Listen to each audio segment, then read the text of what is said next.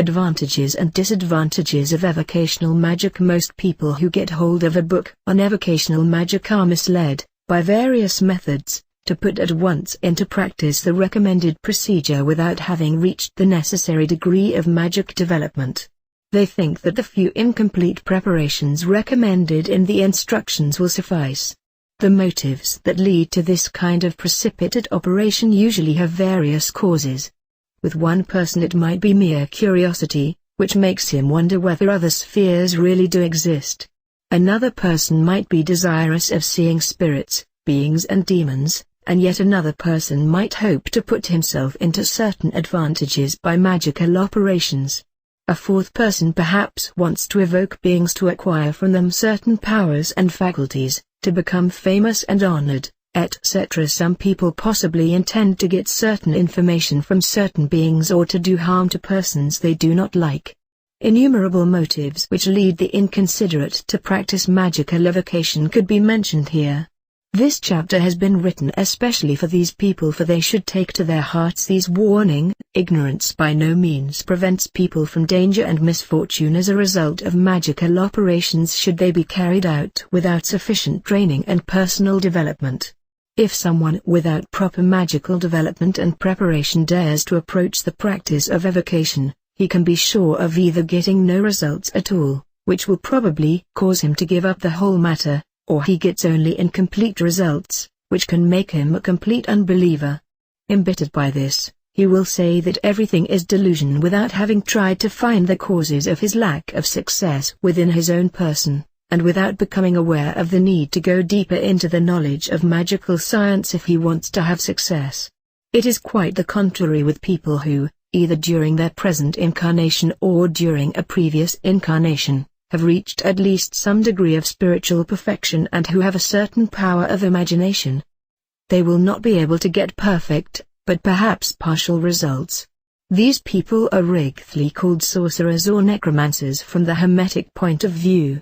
And it is usually these people who fall into the hands of invisible powers, as we can see from history. The most striking and best-known example is the tragedy of Dr. Faustus, popularized by Goethe. I must desist here from describing the personality of Dr. Faustus, but every magician will be able to explain what happened in this case. Every genuine magician works with the beings consciously.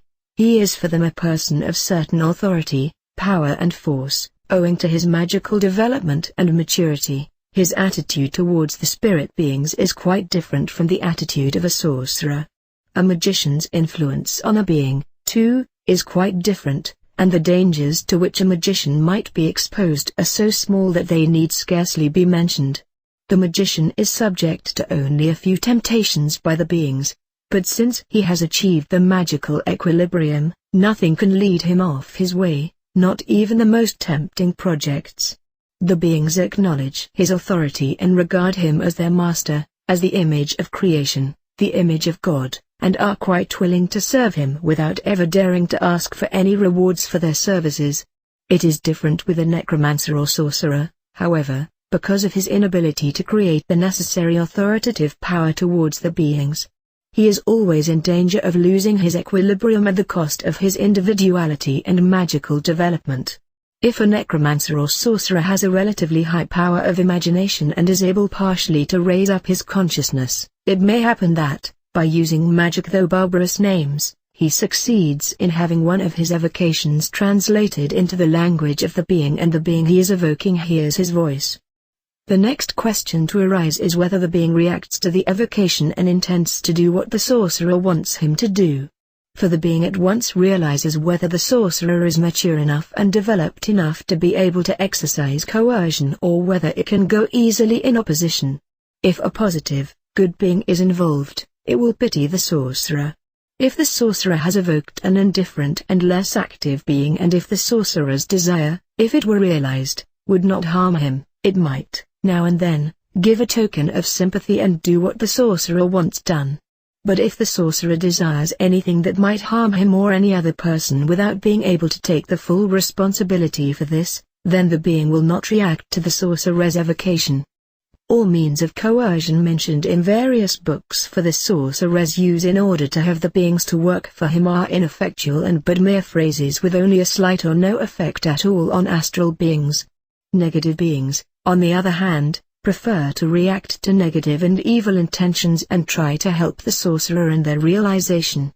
But a head of demons also knows quite well that he need not do what the sorcerer wants. If the sorcerer desires something which would debit him too much karmically or which he could not take responsibility for from the karmic point of view.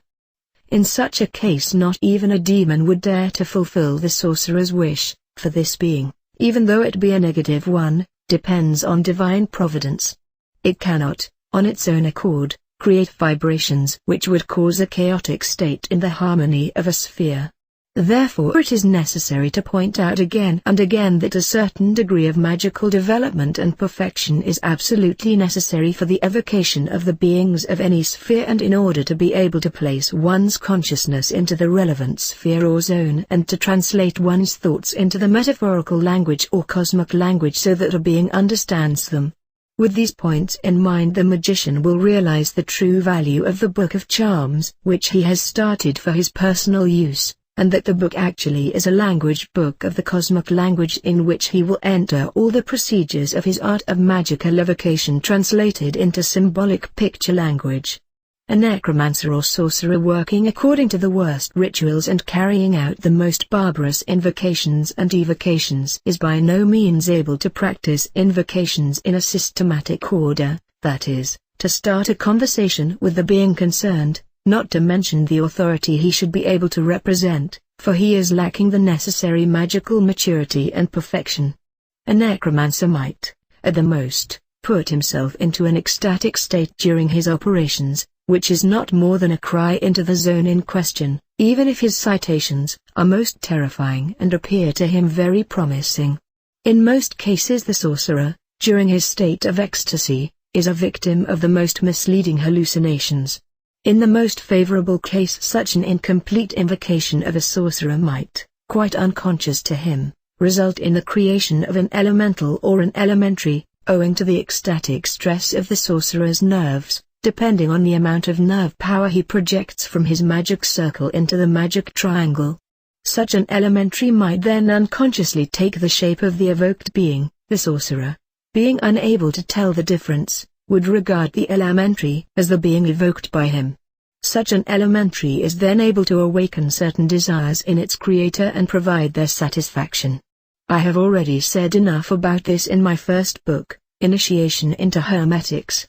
In this connection I must point out that the magician must have a clear idea of what a contract is, how such a contract is made, what are its disadvantages, etc. I shall now give further details on this point. Should a sorcerer or necromancer succeed in actually calling the head of a certain sphere into the physical world by the ecstatic elevation of his spirit, such a head, if it is a negative one, will always try to get under his influence not only the soul but also the spirit of the sorcerer in order to make him fully dependent. The sorcerer usually realizes during his second or third operation that he is no longer able to get himself into the same state of ecstasy which previously helped him to have a certain influence on the concerned sphere. This is reason enough for a feeling of uneasiness within him, which usually causes him literally to seize hold of the being appearing to him in order to have his desires realized. The head now appearing to the sorcerer would not at all react to him if he were not sure that the sorcerer's soul and spirit were mature enough for him, and that therefore it pays to try to get both. The head sees the many karmic developments which the sorcerer may have undergone already and during which he has reached a certain degree of intelligence and maturity, and he is therefore certain that the sorcerer will render him good service after his death. The being knows about all this already in its own sphere, while watching the sorcerer carrying out his operations. If it seems advantageous enough, a head, usually a negative one, will appear to the sorcerer, and will try to get the sorcerer for itself at any cost. Depending on the character of the sorcerer, the being will apply the most variable methods, knowing well the most vulnerable points where it can hit the sorcerer. If, for instance, the sorcerer is anyhow fearful, the being will try to frighten him in order to make him obey. If, However, the sorcerer is somehow aware of his spiritual and psychic faculties. The being will try to win him with all kinds of promises, for instance with the promise that it will do anything, etc. But at the same time it will point out that such a thing is not possible without a mutual agreement and will point out the advantages of such a contract. It is then up to the sorcerer to resist the temptations of the being and to oppose it. A fight within the sorcerer's own conscience will start and will develop into a terrible one, for the conscience of a man is the most subtle form of the divine providence. If, however, the sorcerer is not willing to listen to the divine warnings, that is to follow his conscience, but suppresses it in spite of its repeated appearance, then he becomes a victim of the being by making an agreement or a contract with it. This theme will certainly interest everybody. Therefore I will examine it more closely from the Hermetic angle. Why does a spirit being want to get possession of the soul and spirit of a sorcerer? There are several reasons for this. Firstly, no being, least of all a negative one, will ever do anything for the sorcerer without the hope of getting a relevant reward. The sorcerer is forced by contract to leave the earth zone after he has cast away his physical body. He is indeed taken away by the devil, as legends state, and must travel to the sphere of that being with which he has made the contract in order to serve there as its servant. The head, with whom the contract has been made, usually employs a deceased sorcerer as a messenger to the astral, mental or physical sphere of the earth zone where he has to carry out commissions for his master, corresponding to the negative sphere of that being. Such a head likes to get into connection with the sorcerer because the latter has been created as the image of God and therefore has 4 poles and consequently many more possibilities than the being itself. In most cases the head servant, in this case a human being, is made into a spiritus familiaris or factotum and put at the disposal of other similar sorcerers. In the function of a spiritus familiaris the sorcerer then is given all the power the head itself possesses, since from that moment he is deputizing for the being. The transfer of power upon the sorcerer is effected either by an anchor from the head or the principle of demons or by influencing him with his own power so that he can either bring about the ordered effects by himself and secure the results wanted, or he is supplied with other servants to help him carry out his commissions. But whether such servants are true inhabitants of the zone and, as such, mere subordinates of their masters, or whether they really are victims as described above, is difficult to determine, for such beings are not allowed to tell anybody anything about themselves. It is also possible that unwanted phases in the memory or consciousness of such spirits have been deleted, either by a magic spell or other practices. And so the sorcerer, in spite of the qualities he has on account of his 4-pole nature, becomes dependent on the head sphere, that is on his master's sphere, and that prevents him from freeing himself of the ties with his head and from living his own life. He becomes a will-less instrument of the head and must do everything the latter wants. After having sealed the contract or pact, the sorcerer cannot do any work for weeks or months. During this time he is taught by his head various practices and is initiated into the use of his powers. The sealing of such a pact is actually not much different from what is stated in the grimoires or magic books.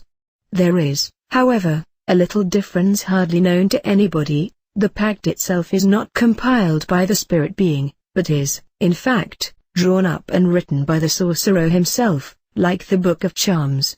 The text of the pact is written down in ordinary ink. Special ink, however, may be used for this purpose, depending on the rituals applied, but this is not so important. The contract clearly states what services have to be rendered by the being which wishes it will fulfill, which possibilities are given the sorcerer with this pact, including other conditions which must be fulfilled by the being on behalf of the sorcerer. On another page of the contract the duties are laid down which, on the one hand, the sorcerer must carry out for the being and which, on the other hand, the being orders itself to carry out.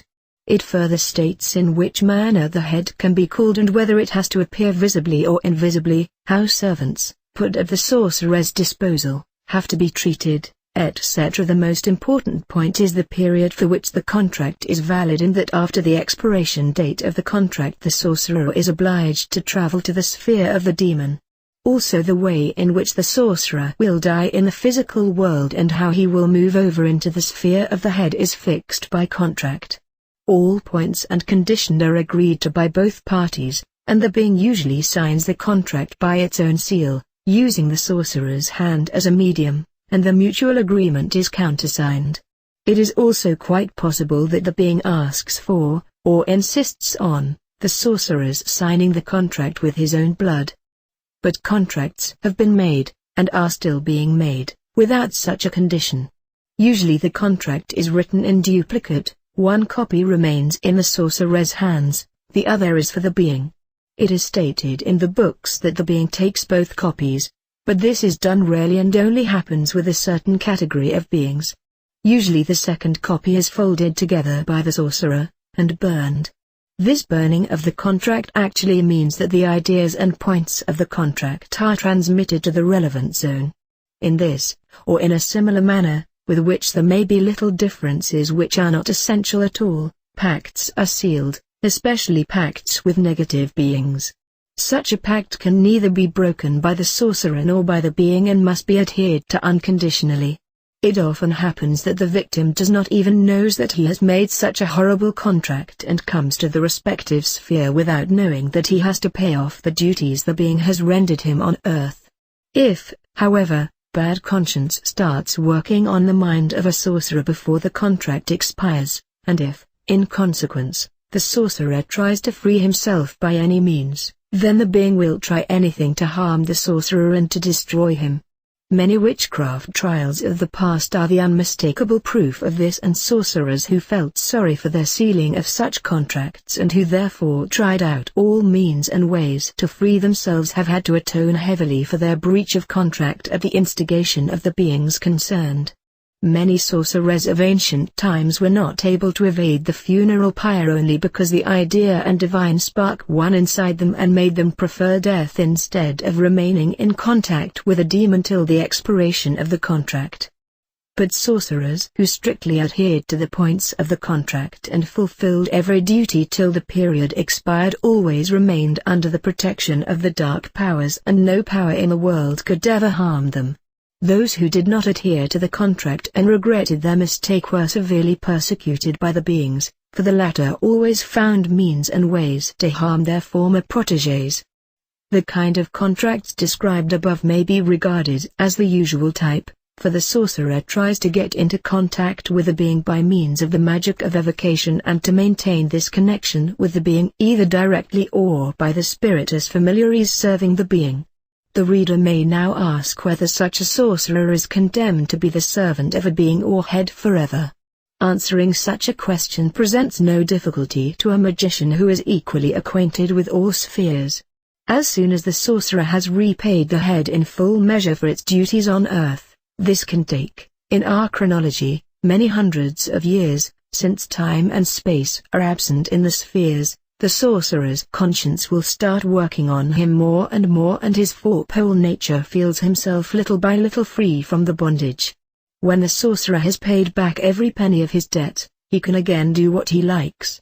But if, at that point, he still stifles his conscience, unwilling to follow it, he will remain in the sphere of his head and will, eventually, lose his four-polarity and identify himself with the plane in which he lives by taking on the vibration of that plane forever. By this way he will condemn himself.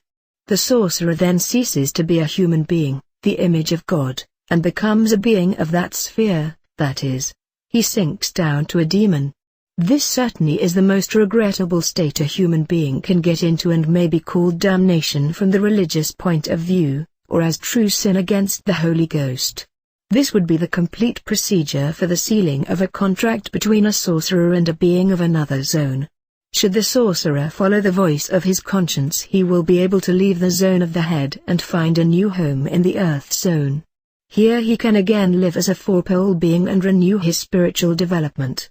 If, in this case, it is necessary for him to return into our physical world, this rebirth will be granted him without any difficulties, for in the physical world it is far easier to become purified and to work on one's magical development like other beings. A reincarnated sorcerer is then able to acquire, in our world, great magic power, since he has experience in working with negative powers. Such reborn sorcerers are the born magicians, for they possess inborn magical faculties and do not need to accumulate much knowledge or to undergo a special training in magic. It cannot be denied, however, that it could again happen that such a person is overcome by the temptation to misuse these powers, and that the same head of spirits may approach him anew, possibly under a different mask, to regain his previous victim with the same intention of taking him again to his sphere after his physical death. Such a sorcerer, however, has a much freer will on this earth and can therefore resist such temptations much better. His conscience, too, works much better and will warn him more forcefully than does the conscience of a human being with no such personal career. Thus it seldom happens that a sorcerer falls in a second time. Usually he is so purified by his experience that he walks along the true path of magic and is less inclined to take up contacts with demons or negative spirits. This statement of true facts may be a warning to all truth-seeking people not to follow the path of sorcery, for one can see from what has been said above that such a step is a great regression in the spiritual evolution and development of a human being. That all I have said is no fantastically made-up story but a sad, true fact that can be checked by any true magician. The incarnated sorcerer proceeding along the right path of initiation is exposed to a far greater number of temptations than an average human being who is starting his spiritual development from the beginning. The planes which formerly bound him try time after time in the most refined manner to get their previous victim again under their control. In this work I do not intend to name anybody from ancient or modern times who has sealed contracts with beings.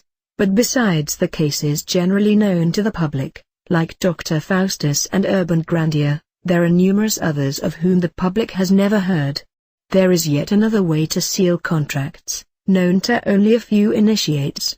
This should be a warning to all those who try to get into contact with various kinds of beings. This pact is not handled directly, but by the help of a human body already existing. Which of the two ways to seal contracts is the more advantageous depends on the view of the individual magician. The less known way may be preferred by deceased people as well as by other beings of the Earth zone, even by beings of higher zones.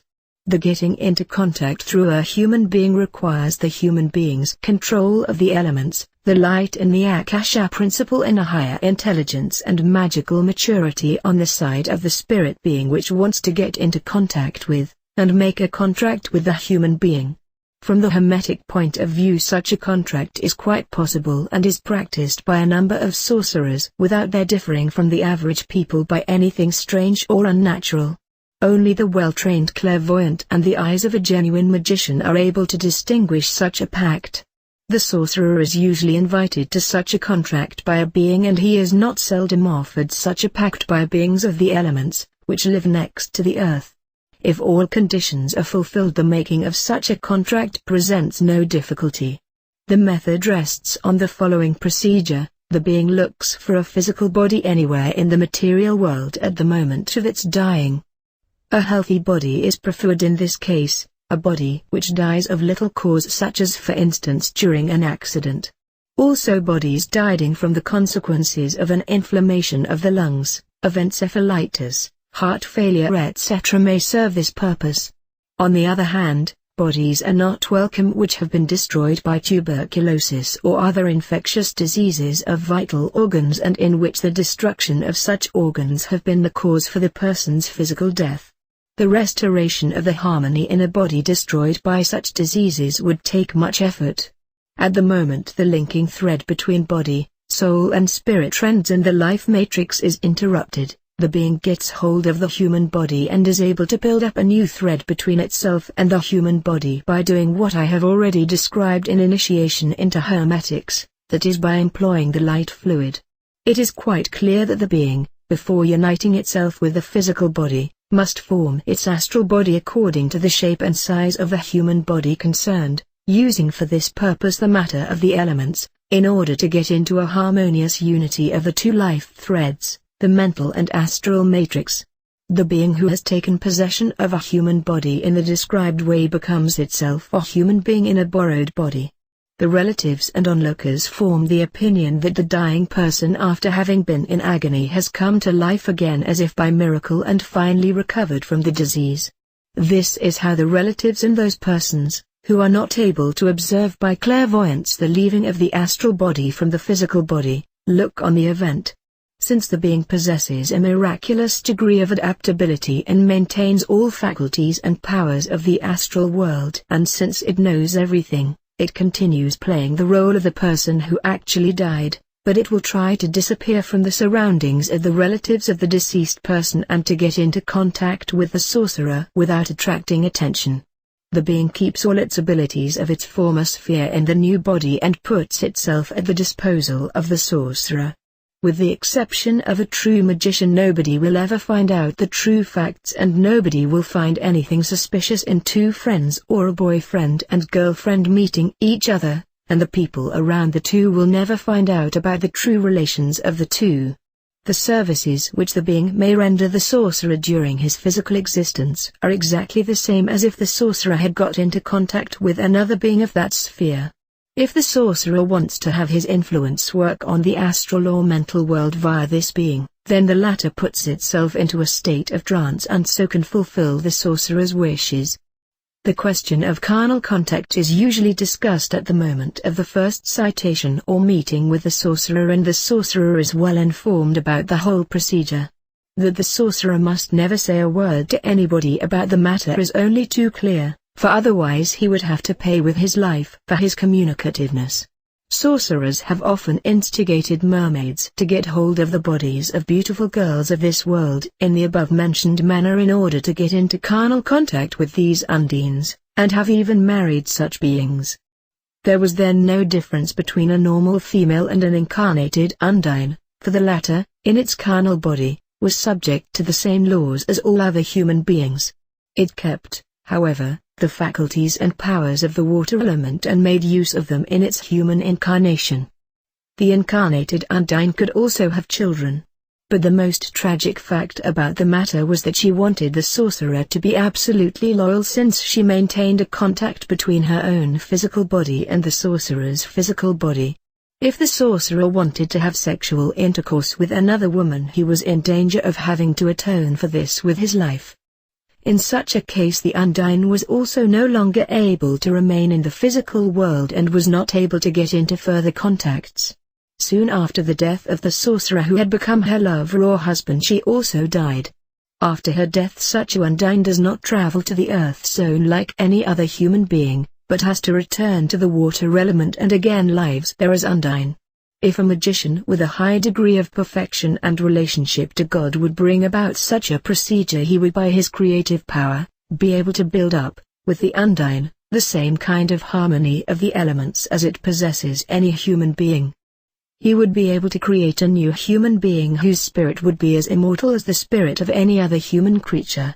However, a true magician will never undertake such operations without having sufficient reasons. I only mention this here because I want to show that such a thing lies within the faculties of a magician. The non-initiate may believe this to be an incredible fairy tale, but, from the Hermetic point of view, such things are quite possible and can easily be realized. The true magician will not have any doubts of these possibilities. Apart from spiritism, there is another kind of evocation of spirits called necromancy. The difference between a sorcerer and a necromancer is the following: the sorcerer usually tries to get into contact with higher beings of the earth zone, with the heads of the elements or with the heads of other zones. The necromancer, on the other hand, merely practices the evocation of deceased persons.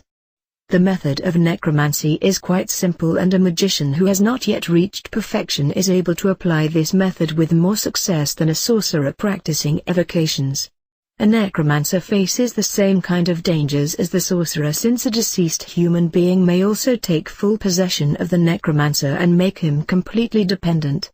If a necromancer becomes so dependent on an astral being that he cannot do anything without the advice and help of the being, then we may also talk of a sort of pact in this case, though this kind of contract may not have the same tragical consequences as the pacts dealt with before.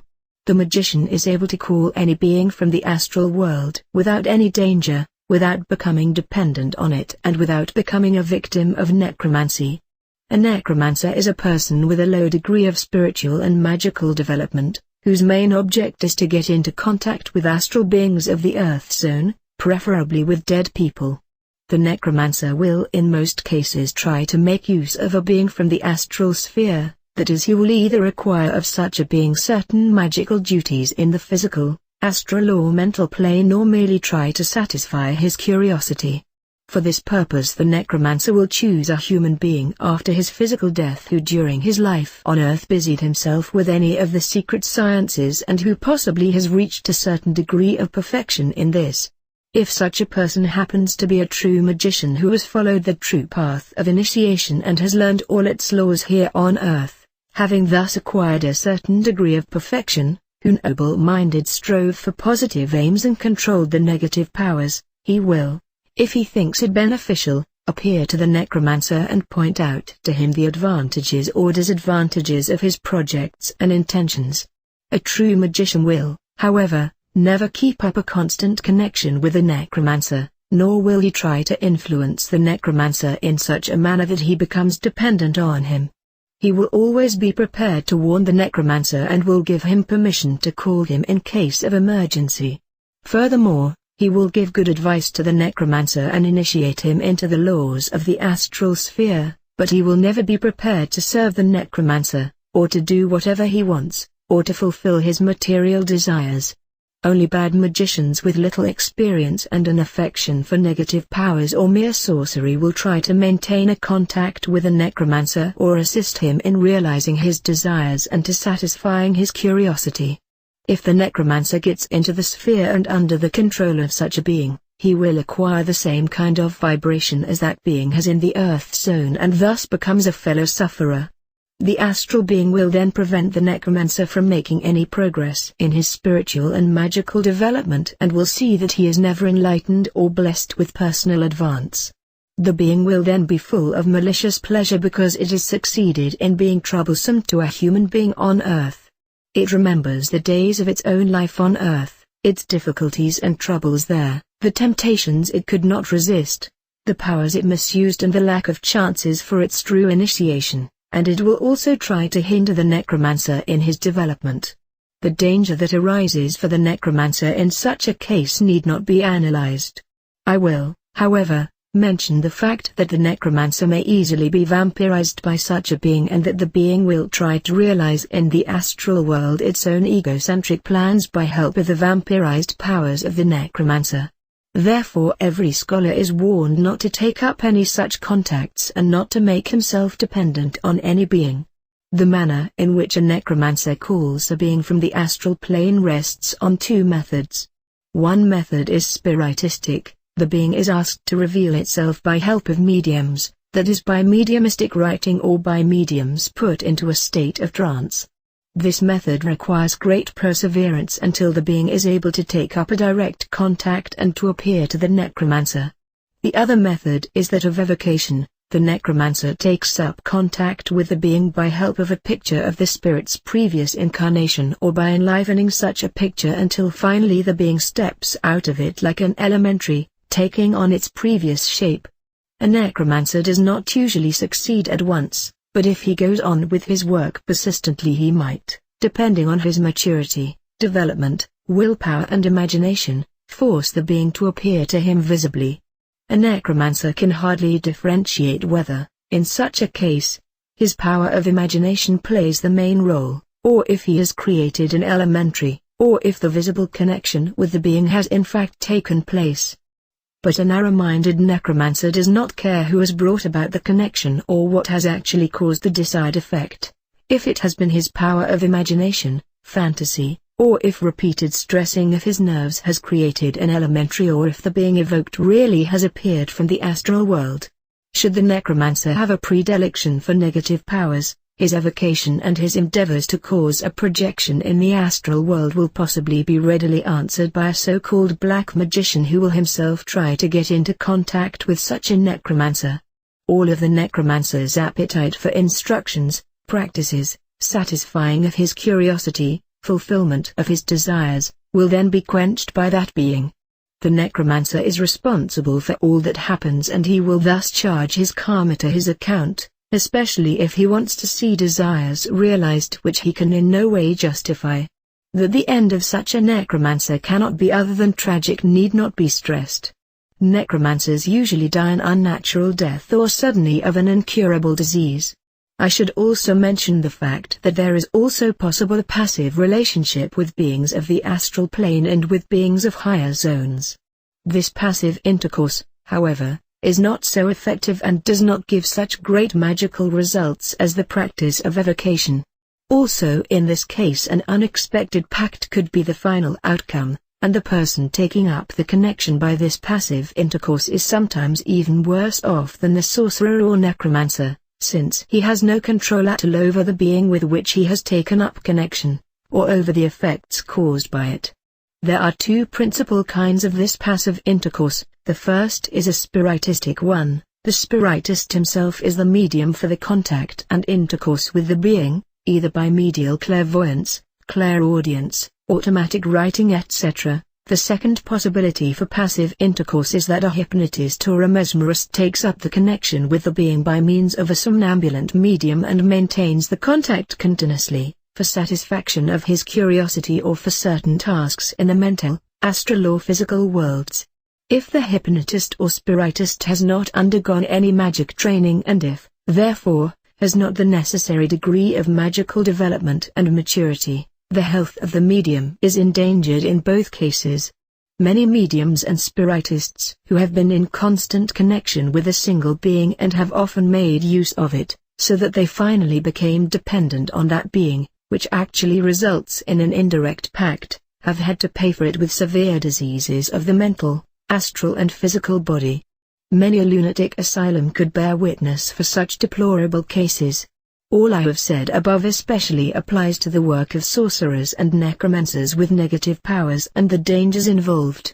In this connection I should like to point out that the genuine magician, who having come along the path of true development tries to get into contact with positive beings irrespective of their rank or zone, should not become dependent even on good beings or intelligences.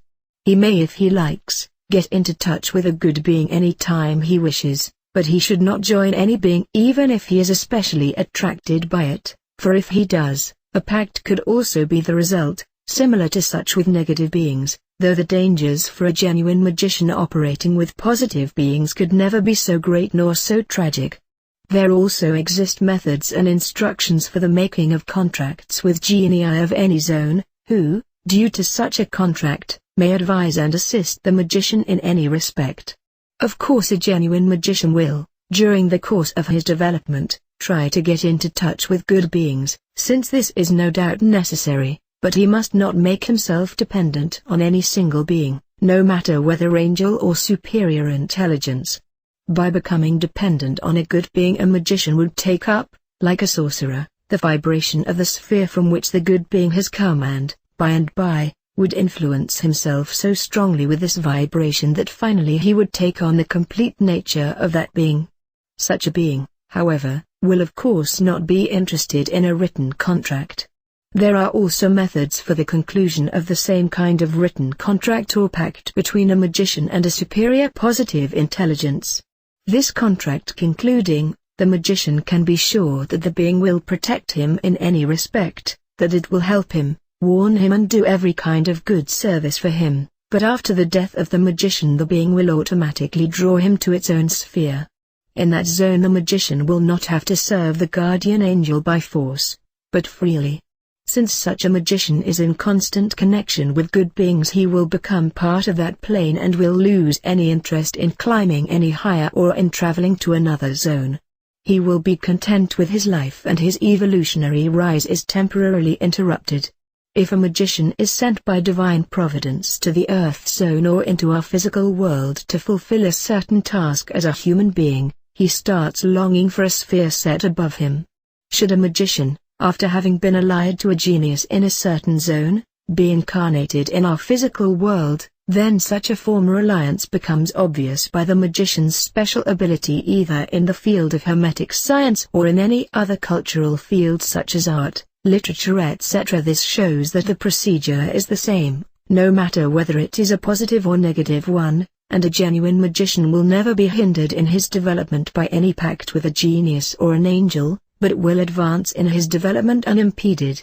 By an equal affection for all beings, the magician will always remain conscious of his desire to become a perfect human being, created as the true image of God, and true divinity will be reflected in him. He is not influenced by any sphere, therefore he can reach true perfection, providing that no one element is prevailing within him and that he has been able to develop within himself the absolute equilibrium of all forces and powers and to maintain the standard of this development in future. The higher spheres are the place where it is decided whether a magician is willing to reach the highest perfection possible or likes to become a saint. A magician desirous of the highest degree of perfection may become the greatest and highest lord of creation, for he fully symbolizes the true and complete image of God in all his aspects. A saint, however, remains under one aspect only and reaches perfection therein. He becomes a part of that aspect, and finally, when he has reached perfection in this aspect, he loses his individuality. The highest degree of perfection that man is ever able to reach is that of becoming a true sovereign, a true magician, thus actually representing a true and complete image of God, whereby he never loses or is forced to give up his individuality. By the knowledge of the hierarchy of the beings, of their zones, their causes and effects, the true magician is able to rule over any being of creation, no matter whether good or evil, as this is actually his true commission. Ruling over the spirit beings does not necessarily mean ruling by force, for the beings, good or evil, will always be prepared to serve the magician, to complete his will and to fulfill any of his desires without asking for anything in return. The heads of zones also like to serve a magician, and if the magician desires it they will even put at his disposal the beings serving them, and will provide him with the necessary anchor without ever daring to ask the magician to conclude a contract with the relevant zone.